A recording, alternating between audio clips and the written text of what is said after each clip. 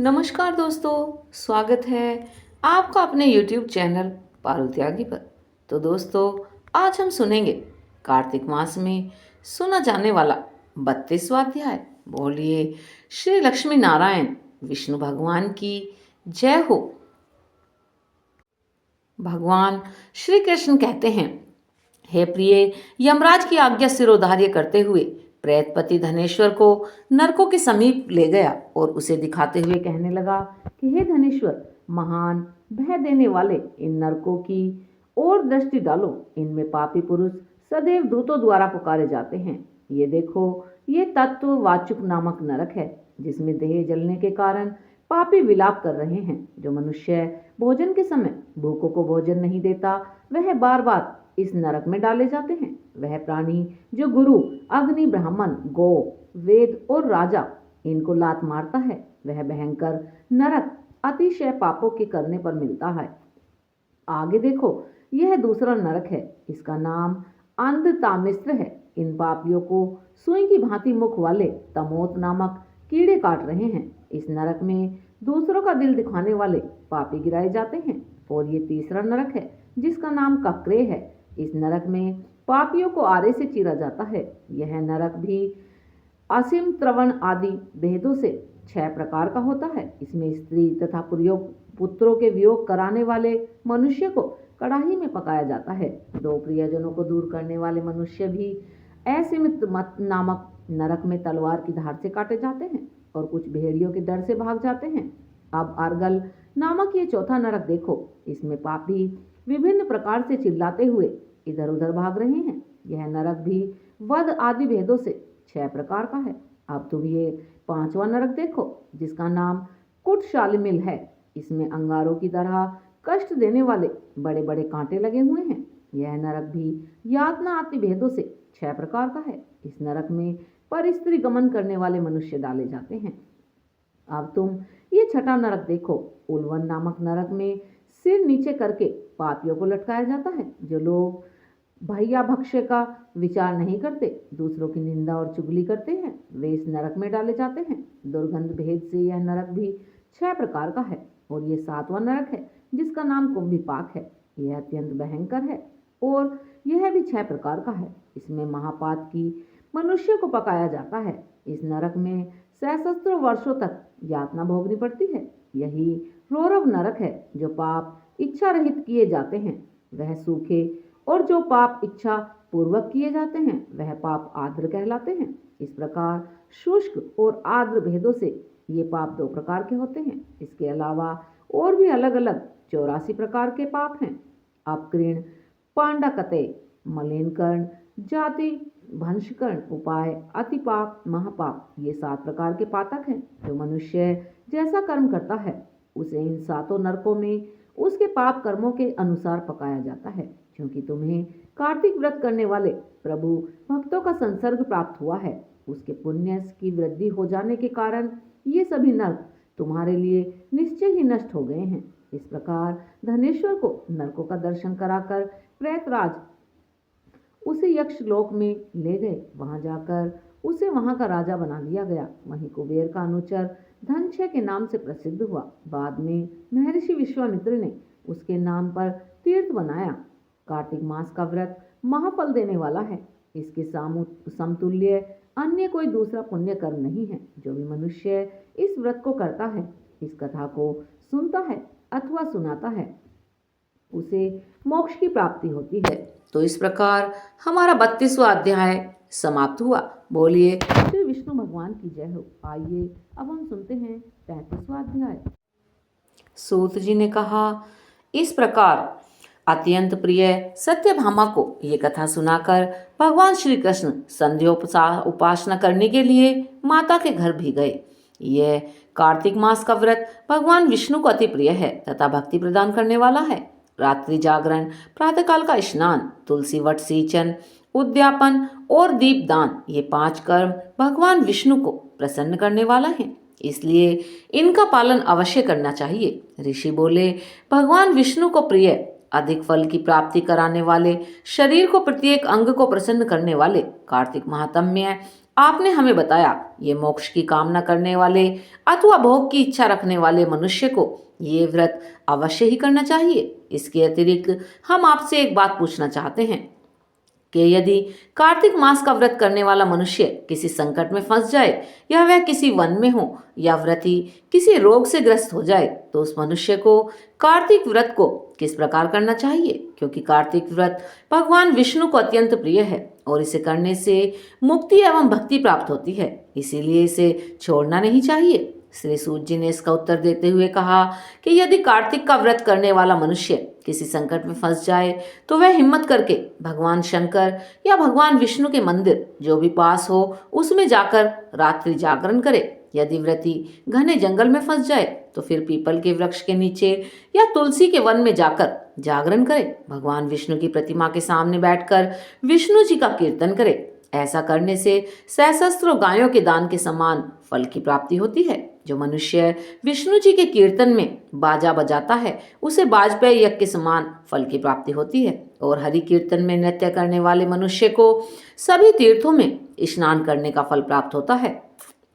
किसी संकट के समय या रोगी हो जाने और जल ना मिल पाने की स्थिति में केवल भगवान विष्णु के नाम मात्र से मार्जन कर लें। यदि उद्यापन ना कर सकें तो व्रत की पूर्ति के लिए केवल ब्राह्मणों के प्रसन्न होने के कारण विष्णु जी प्रसन्न रहते हैं। यदि मनुष्य दीपदान करने में असमर्थ हो तो दूसरे की दीप की वायु आदि से भली भांति रक्षा करे। यदि तुलसी का पौधा पास ना हो तो वैष्णव ब्राह्मण की ही पूजा कर ले, क्योंकि भगवान विष्णु सदैव अपने भक्तों के पास रहते हैं। इन सब के ना होने पर कार्तिक का व्रत करने वाला मनुष्य ब्राह्मण, गो, पीपल और वट वृक्ष की श्रद्धा पूर्वक सेवा करे। सोनक आदि ऋषि बोले, आपने गो तथा ब्राह्मणों के समान पीपल और वट वृक्षों को बताया है और सभी वृक्षों में पीपल तथा वट वृक्ष को ही श्रेष्ठ कहा है, इसका कारण बताइए। श्री सूत जी बोले, पीपल भगवान विष्णु का और वट भगवान शंकर का स्वरूप है। पलाश ब्रह्मा जी के अंश से उत्पन्न हुआ है। जो कार्तिक मास में उनके पत्तल में भोजन करता है वह भगवान विष्णु के लोक में जाता है। और जो इन वृक्षों की पूजा, सेवा एवं दर्शन करते हैं उनके सभी पाप नष्ट हो जाते हैं। ऋषियों ने पूछा कि हे प्रभु, हम लोगों के मन में एक शंका है कि ब्रह्मा, विष्णु और शंकर वृक्ष स्वरूप क्यों हुए?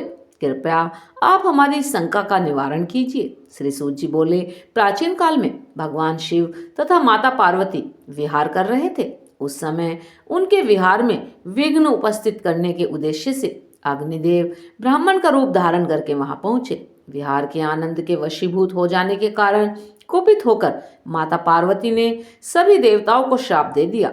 माता पार्वती ने कहा कि हे देवताओं, विषय सुख को कीट पतंगे तक अनभिज्ञ नहीं है। आप लोगों ने देवता होकर भी उसमें विघ्न उपस्थित किया है, इसीलिए आप सभी वृक्ष बन जाओ। सूत जी बोले, इस प्रकार कुपित होकर पार्वती जी के श्राप के कारण समस्त देवता वृक्ष बन गए। यही कारण है कि भगवान विष्णु पीपल और शिव जी वट वृक्ष हो गए।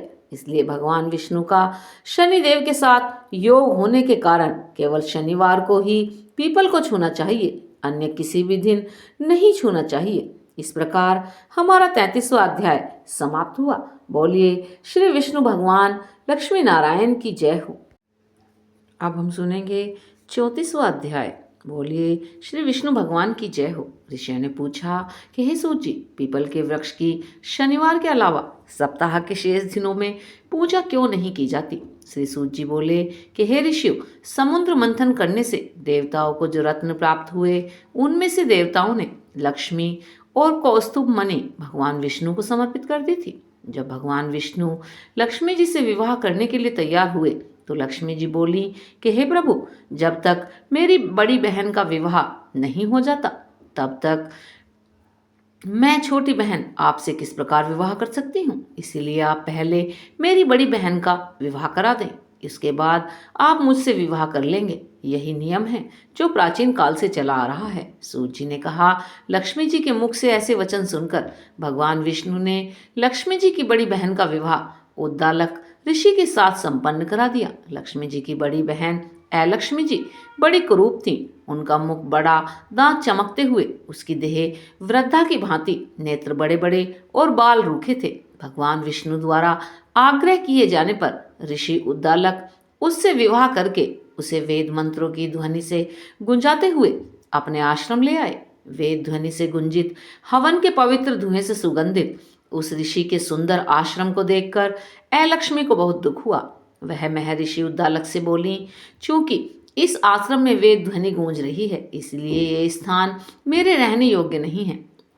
आप मुझे यहाँ से अन्यंत्र ले चलिए। उनकी बात को सुनकर महर्षि उद्दालक बोले, तुम यहाँ क्यों नहीं रह सकती और तुम्हारे रहने योग्य अन्य कौन सा स्थान है, वह भी मुझे बता दो। लक्ष्मी बोली, जिस स्थान पर वेद की ध्वनि ना होती हो, अतिथियों का आदर सत्कार ना किया जाता हो, यज्ञ आदि ना होते हो, ऐसे स्थान पर ही मैं रह सकती हूँ। जिस स्थान पर पति पत्नी आपस में प्रेम से ना रहते हों, पितरों के निमित्त यज्ञ ना होते हों, देवताओं की पूजा ना होती हो, उस स्थान पर भी मैं नहीं रह सकती। जिस स्थान पर वेदों की ध्वनि ना हो, अतिथियों का आदर सत्कार ना हो, यज्ञ ना होते हुए पति पत्नी आपस में कलेश करते हों, पूज्य वृद्धों सत्पुरुषों तथा मित्रों का अनादर होता हो, जहाँ दुराचारी चोर पर स्त्रीगामी मनुष्य निवास करते हों, जिस स्थान पर गायों की हत्या की जाती हो, मद्यपान भ्रम हत्या आदि पाप होते हों, ऐसे स्थानों पर मैं प्रसन्नता पूर्वक निवास करती हूँ। श्री सूत जी बोले, लक्ष्मी के मुख से इस प्रकार के वचन सुनकर उद्दालक का मन खिन्न हो गया। वह इस बात को सुनकर मौन हो गए। थोड़ी देर बाद वे बोले कि ठीक है, मैं तुम्हारे लिए ऐसा स्थान ढूंढ दूंगा। जब तक मैं तुम्हारे लिए स्थान ना ढूंढ लूं, तब तक तुम इसी पीपल के नीचे चुपचाप बैठी रहना। महर्षि उद्दालक उसे पीपल के वृक्ष के नीचे बैठाकर उसके रहने योग्य स्थान की खोज में निकल पड़े, परंतु जब तक बहुत समय प्रतीक्षा करने पर भी वो वापस नहीं लौटे, तो लक्ष्मी विलाप करने लगी। जब बैकुंठ में बैठी लक्ष्मी जी ने अपनी बड़ी बहन लक्ष्मी का विलाप सुना, तो वो व्याकुल हो गई और दुखी होकर भगवान विष्णु से बोली कि हे प्रभु, मेरी बड़ी बहन पति द्वारा त्यागे जाने पर अत्यंत दुखी है। यदि मैं आपकी प्रिय पत्नी हूँ, तो आप उसे आश्वासन देने के लिए उसके पास चलिए। लक्ष्मी जी की प्रार्थना पर भगवान विष्णु लक्ष्मी जी सहित उस पीपल के वृक्ष के पास गए, जहाँ लक्ष्मी बैठकर विलाप कर रही थी। उसको आश्वासन देते हुए भगवान विष्णु बोले कि हे लक्ष्मी, तुम इसी पीपल के वृक्ष की जड़ में सदैव के लिए निवास करो, क्योंकि इसकी उत्पत्ति मेरे ही अंश से हुई है और इसमें सदैव मेरा ही निवास रहता है। प्रत्येक वर्ष गृहस्थ लोग तुम्हारी पूजा करेंगे और उन्हीं के घर में तुम्हारी छोटी बहन का वास होगा।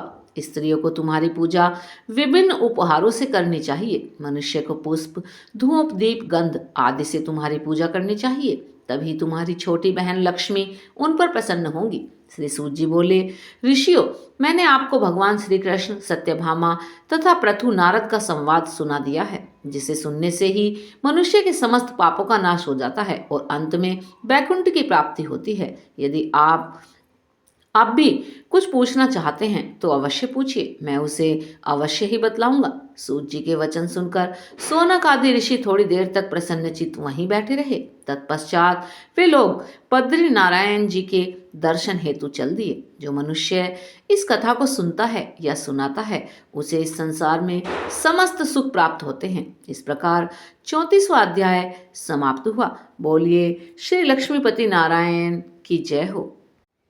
आइए अब हम सुनते हैं 35वां अध्याय। बोलिए श्री लक्ष्मीपति विष्णु भगवान की जय हो। इतनी कथा सुनकर सभी ऋषि सूत जी से बोले कि हे सूत जी, अब आप हमें तुलसी विवाह की विधि बताइए। सूत जी बोले, कार्तिक शुक्ला नवमी को द्वापर युग का आरंभ हुआ है, अतः यह तिथि दान और उपवास के क्रम से पूर्व हव्यानी और पराहव्यापनी हो तो ग्राह है। इस तिथि को नवमी से एकादशी तक मनुष्य शास्त्रोक्त विधि से तुलसी के विवाह का उत्सव करें तो उसे कन्यादान का फल प्राप्त होता है। पूर्व काल में कनक की पुत्री किशोरी ने एकादशी तिथि में संध्या के समय तुलसी की वैवाहिक विधि संपन्न की। इससे वह किशोरी वेदव्य दोष से मुक्त हो गई। अब मैं उसकी विधि बतलाता हूँ। 1 तोला स्वर्ण की भगवान विष्णु की सुंदर प्रतिमा तैयार कराएं, अथवा अपनी शक्ति के अनुसार आधे या चौथाई तोले की ही प्रतिमा बनवा लें। फिर तुलसी और भगवान विष्णु की प्रतिमा में प्राण प्रतिष्ठा करके षोडशोपचार से पूजा करें। पहले देश काल का स्मरण करके गणेश पूजन करें, फिर पुण्य हवाचन कराकर नांदी श्राद्ध करें। तत्पश्चात वेद मंत्रों के उच्चारण और बाजे आदि की ध्वनि के साथ भगवान विष्णु की प्रतिमा को तुलसी जी के निकट लाकर रखें।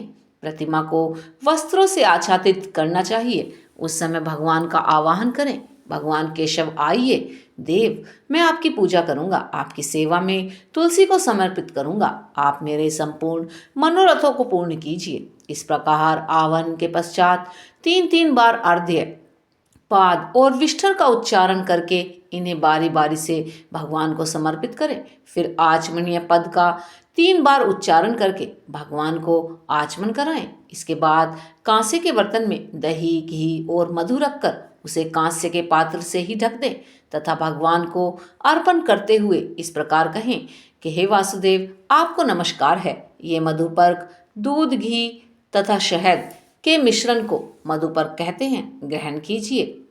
उसके बाद हरिद्रा लेपन और अभंग कार्य संपन्न करके गोधूलि की वेला में तुलसी और विष्णु का पूजन पृथक पृथक करना चाहिए। दोनों को एक दूसरे के सम्मुख रखकर मंगल पाठ करें। जब भगवान सूर्य कुछ कुछ दिखाई देते हों तब कन्यादान का संकल्प करें। अपने गोत्र और प्रवर का उच्चारण करके आदि की 3 पीढ़ियों का भी आवर्तन करें। तत्पश्चात भगवान विष्णु की पूजा करें, विवाह का उत्सव मनाएं। सुबह होने पर पुनः तुलसी और विष्णु जी का पूजन करें। अग्नि की स्थापना करके उसमें द्वादशाक्षर मंत्र से खीर, घी, मधु और तिल मिश्रित हवन्य द्रव्य की 108 आहुति दें। फिर स्विष्टकृत होम करा के पूर्ण आहुति दें। आचार्य की पूजा करके होम की शेष विधि पूरी करें। उसके बाद भगवान से इस प्रकार प्रार्थना करें कि हे प्रभु, आपकी प्रसन्नता के लिए मैंने ये व्रत किया है। जनार्दन, इसमें जो न्यूनता हो वह आपके प्रसाद से पूर्णता को प्राप्त हो जाए। यदि द्वादशी में रेवती का चौथा चरण बीत रहा हो तो उस समय पारण ना करें। जो उस समय भी पारण करता है वह अपने व्रत को निसफल कर देता है। भोजन के पश्चात तुलसी के स्वतः गिरे हुए पत्तों को खाकर मनुष्य सब पापों से मुक्त हो जाता है। भोजन के अंत में ऊख, आंवला और बेर का फल खा लेने से उच्छिष्ट दोष मिट जाता है। तदंतर भगवान का विसर्जन करते हुए कहें कि हे भगवान, आप तुलसी के साथ बैकुंठ धाम में पधारें। प्रभु, मेरे द्वारा की हुई पूजा ग्रहण करके आप सदैव संतुष्टि करें। इस प्रकार दैवेश्वर विष्णु का विसर्जन करके मूर्ति आदि सब सामग्री आचार्य को अर्पण करें। इससे मनुष्य कृतार्थ हो जाता है।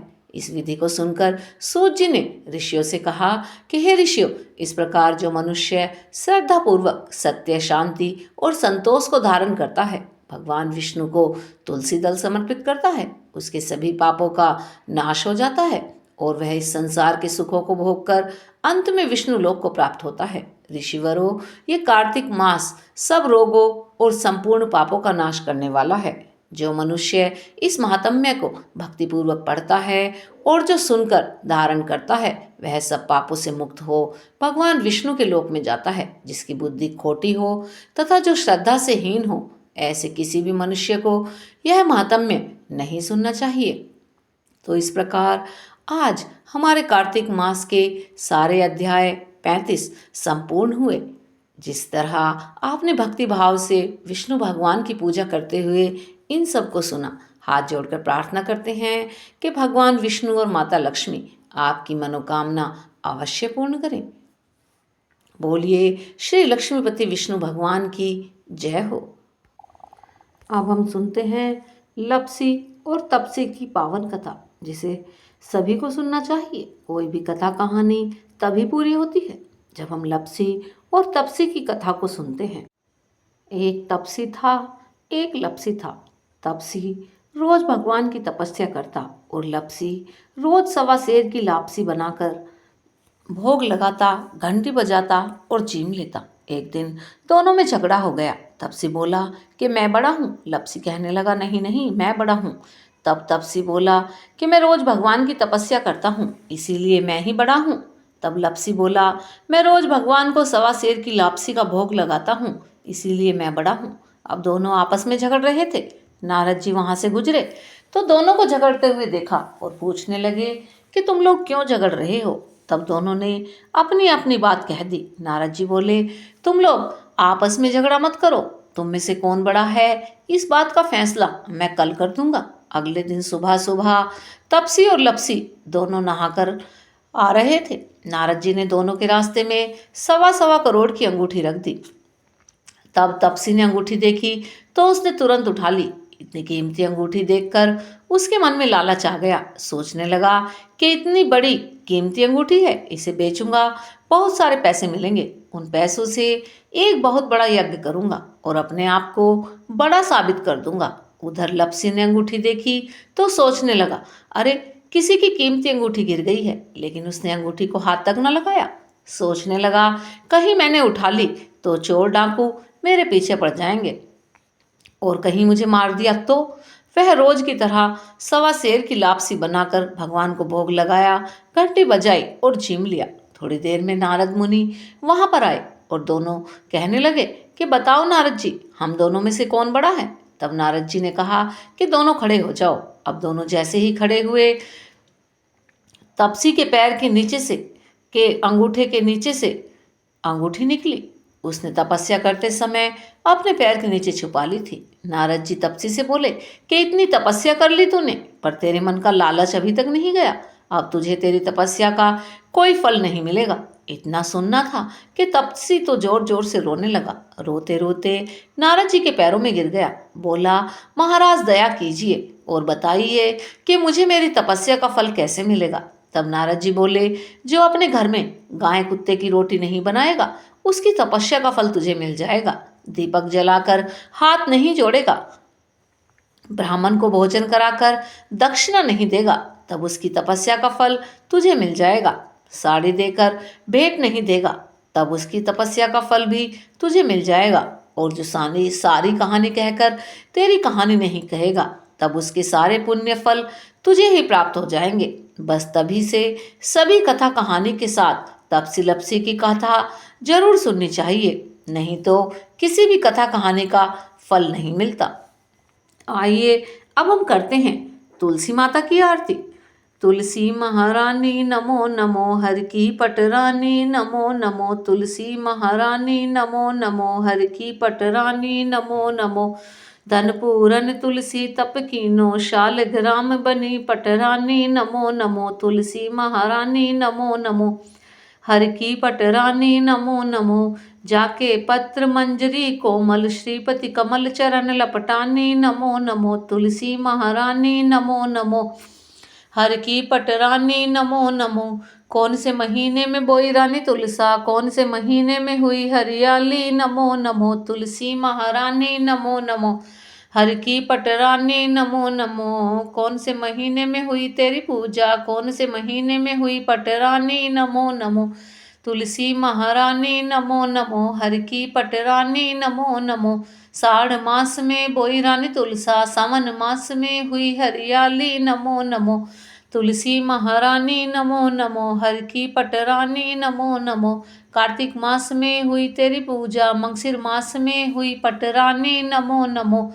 तुलसी महारानी नमो नमो, हर की पटरानी नमो नमो।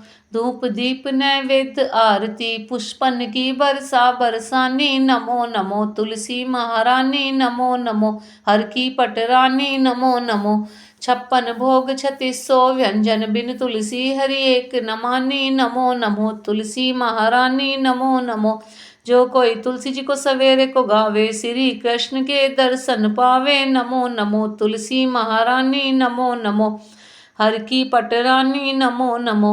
जो कोई तुलसी माँ को दोपहर को गावे, खीर खांड के भोग लगावे नमो नमो। तुलसी महारानी नमो नमो, हर की पटरानी नमो नमो। जो कोई तुलसी माँ को सांझ को गावे, श्री कृष्ण की आरती उतारे नमो नमो। तुलसी महारानी नमो नमो, हर की पटरानी नमो नमो। जो कोई तुलसी माँ को रात को गावे, श्री कृष्ण के चरण दबावे नमो नमो। तुलसी महारानी नमो नमो, हर की पटरानी नमो नमो। सभी सखी मैया तेरो यश गावे, भक्ति दान दी जो महारानी नमो नमो। तुलसी महारानी नमो नमो, हर की पटरानी नमो नमो। बोलिए तुलसी मैया की जय। विष्णु भगवान की जय, सभी देवी देवताओं की जय।